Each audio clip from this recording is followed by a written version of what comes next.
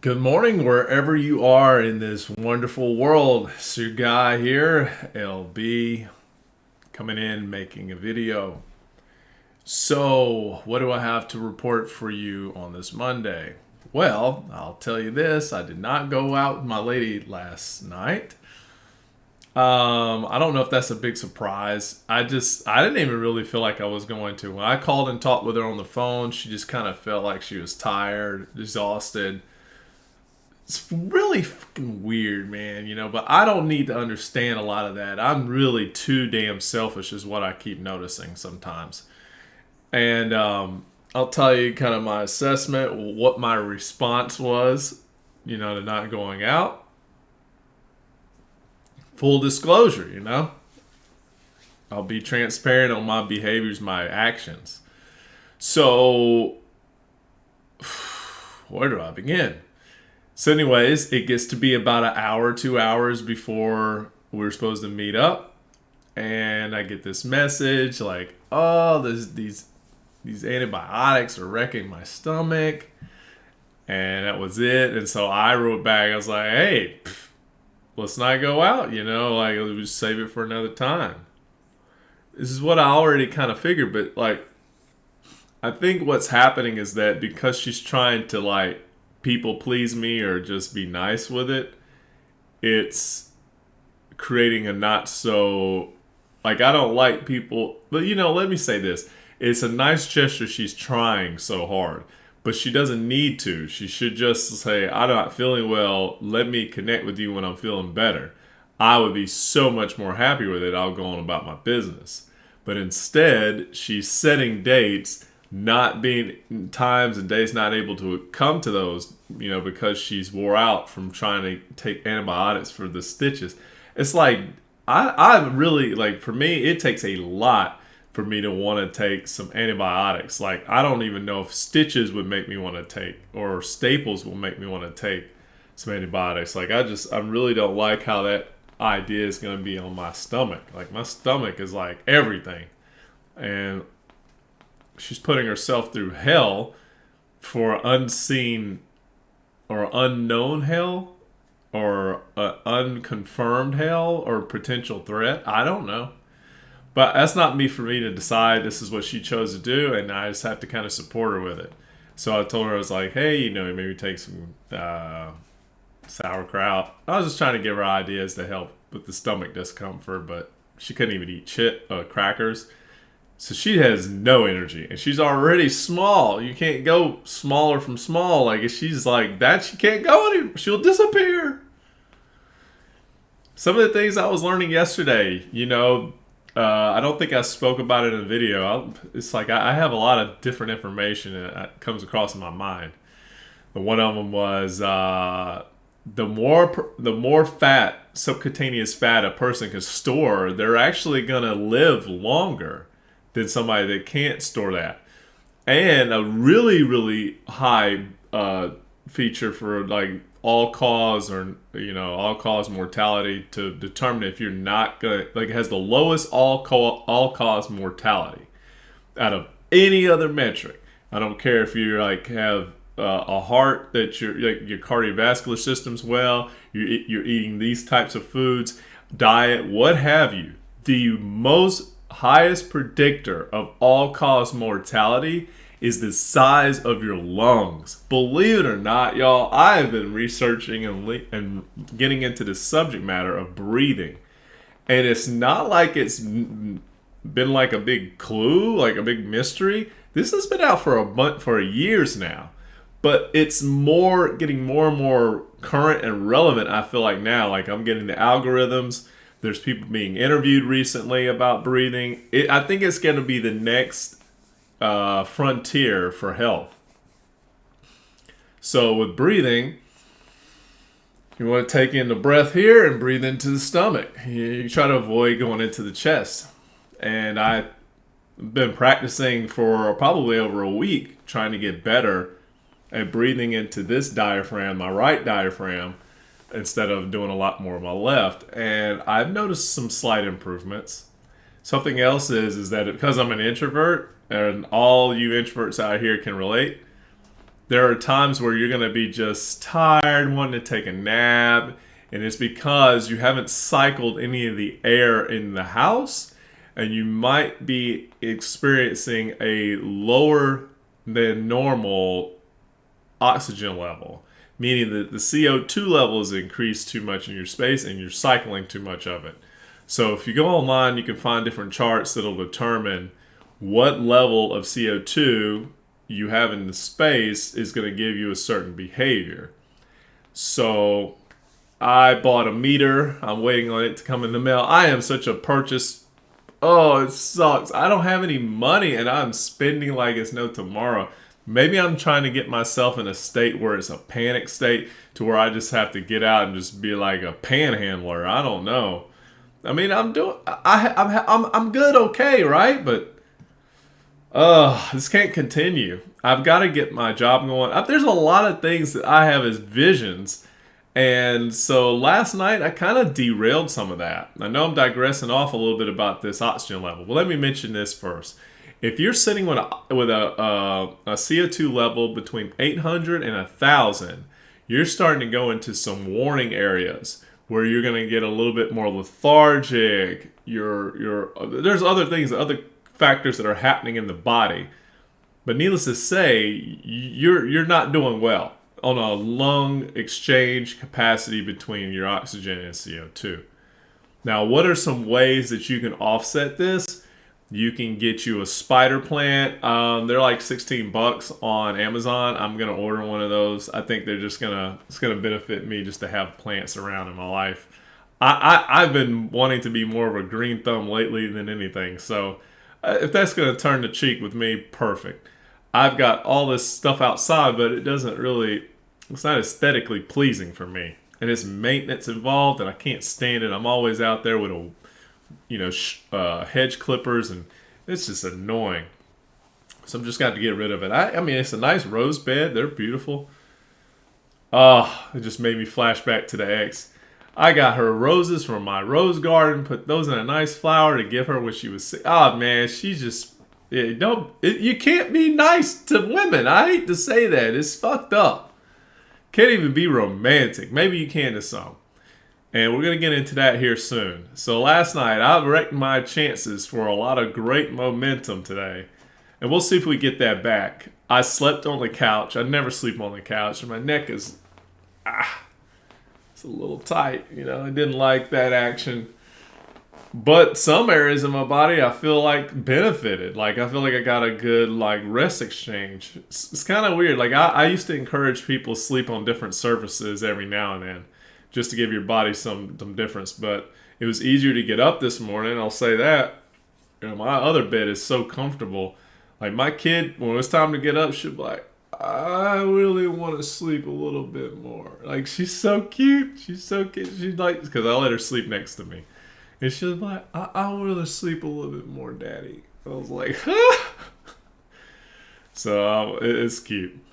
Yeah, so I'm trying to get my momentum back, but I hijacked it last night by drinking. I drank a whole bottle of Prosecco.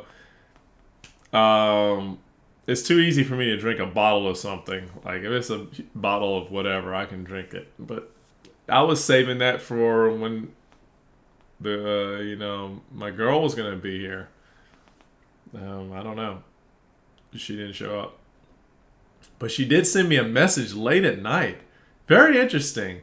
It's like they know, like this girl I know, she's very tuned into me. And I think she can sense I'm wanting to move on.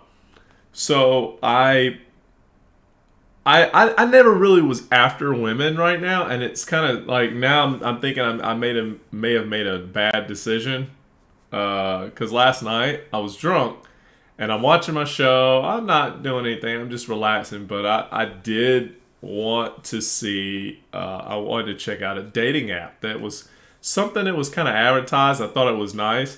It was about other parents, the single parents. The dating app is called Stir. So I went on there and I filled out my profile. It was fairly easy. And I posted just one picture. It wasn't like an amazing picture. It was just me just kind of like, just chilling, whatever. Just was casual. Not too bad, but not too good, really. Posted a general bio. It's like, hey, I'm just here checking this out, seeing what it's like. And I'm a Pisces. I prefer intellectual or deep conversations. I don't mind any topic really as long as it's not too superficial. That was it. That's all I left. I don't have that much. And I went through and, I found some girls I liked the way they present themselves, did a couple likes. And within a short fucking time frame, I am talking to somebody and I'm like, okay. And one I really thought was hot, but here again, I'm looking at physical, not mental, so I have to cross that line. But the one she hits me up, it first starts like that, and she likes me, so then I'm going through my profile, like her, and with a match. Say, hey, you're a very beautiful woman, yada yada yada. Talk to her just a little bit there, and before I can get off the damn thing to go lay down, because I'm getting tired at this point, I get another chick, and I liked her, she liked me. She has like a certain kind of spunk or energy to her. I think it would be interesting. And again, connection. Now she's talking. Now we are talking. And I'm going, I think she sent me a message. I sent her a message. And then I went to sleep. I didn't think about it anymore. Oh, shit. Let me say this. Like, I already, when I was done talking to her, I saw like 4 more blurry pictures because you have to pay for premium to see who likes you. So I saw 4 more. Like, I woke up this morning, my thing is just filled up with all these women. I'm going, oh no! And now I'm overwhelmed. I'm flattered. It's nice to be desired like that, but I don't think I was going for that. I was not after like having women jump at me. And I don't want that. And I do kind of want a woman I can chill with on the side, but I'm so fickle. It's like you give me what I want, I go no no no no no, and then I'm like wait a minute yeah, and then I go no no no no no, and I don't like that indecisiveness. That's not really like me as a Sigma. We don't like being wish-washy. Oh, what was that? Is that like blood? Ugh. So now I've got all these women to respond to. I'm gonna shut down the app if I can. Hopefully, I can close it down from them showing my profile. God, it's like that's scary. And so maybe I'll just sit back and see what happens. One of them might be a teacher that my kid goes to school to. I'm like, oh no. She was cute though. I like her. Ah, nervous. A little bit nervous. I got a lot of work to do, and I got a lot of things to manifest. And I'm not sure if I'm ready for this particular connection to happen. And maybe it'll be good, maybe it won't. I mean, maybe I need this to kind of get my footing. And honestly, I don't like to depend on others for this kind of process. It's something that I feel like I should figure out or carve out or whatever I got to do. But if I'm gonna have to use someone else to get a momentum, maybe that's the way I need to go about it. Had some really deep dreams. They were like, I can still tell you about them. Like one of them was I woke up on the couch in my other home, my family home. That was really spectacular. It was weird. Like I woke up and went downstairs, went outside, and my kid was outside, and she was playing in the like leaves. She's doing like a snow angel in leaves, and I thought it was cute. But I was busy trying to move trash, go to the front of the house, and then there's somebody leaving, like they've been a tenant there, and I'm like, but it was like my previous tenant, and he's telling me about his mother. It's not doing well. He has to keep going back over there and spend time with her. And I think it was crossing into that level of palliative care, which is like that's end stage. Anytime I hear that, I think of end stage. Is pretty much it. So it was very sad there. The dream went on, like it was very weird, and then I ended up having conversations. Like I started like having all these conversations with people in my office, and some of the people that were higher in my office, like more teared up, and we're having conversations, just real talk, and it was great. It was great combo. But the boss guy there, he just sat back in the corner and was just kind of like with a sad feeling. Like it was almost like he was intimidated to talk to me. It's so weird. Like here he is, like this juggernaut of a power, but he's intimidated. And it's almost like it gets down to that One Piece feeling. Like, if you know anything about Luffy, it's Monkey D. Luffy. And the D, remember I think I mentioned Gold D. Roger. It's the D signifies something, it's the will of D. And it's a power that comes with that. And a lot of people inherit this thing called the Conqueror's King, which is like a Conqueror's Haki. Haki is this internal power, this vibe state that these guys let off, and like Luffy had it, didn't even know he had it, but a lot of the ones that have the will of D just carry like the most powerful levels. I don't think it's all of them, but I think it's like most, if not all. So it's like in the dream, I wasn't even thinking about it, but like the will of D echoed in the dream, and it was almost like the power of my presence wouldn't allow him to penetrate. But I was also keeping him at a distance with that energy. So I'd almost kind of feel like that's what's happening in my real life. Other people are fine to come in, but I don't. It's like I've closed him out, but I haven't. I don't feel that way. I don't think I do. But I am kind of disappointed that he lied to me about certain research and statistics. I didn't like that. What are you going to do, I'm going to make a decision probably this week or next week. Only thing is, it sucks that alcohol has derailed my momentum. I can feel it. I want to just lay back down. I want to watch shows. I don't want to do much. I don't really want to deal with these women. And they would be fun to spend time with, but that seems like a little bit exhausting right now. I don't know what to do, but I feel like the alcohol contributed negatively to this experience that I'm having. And if I go out tonight, which is the girl's ready, she's like, I have so much for you. And I was just like, oh, okay, your company would be enough, like I don't need trinkets, but I don't mind them either. Thanks.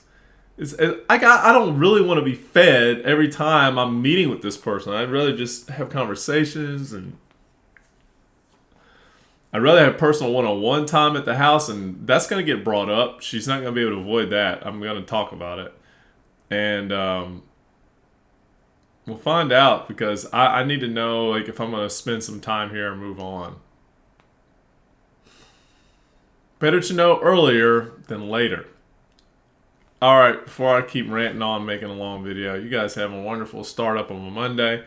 Don't let my energy kind of keep you down. Yes, do I have pains? Yes, I do have pains. They're weird. I don't know. There's sometimes hip issues. I think this chair doesn't really help me. It's like, it's better than what I had, but what I had, I don't know. Like, it pivots my pelvis a little bit funky in this seat.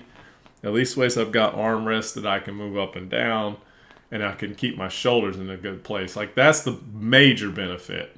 Like, I don't feel like this tight feeling up here. I can relax, and feels good on the back a little bit better. Anyways, you guys have a wonderful Monday. Do something. See you on the next video.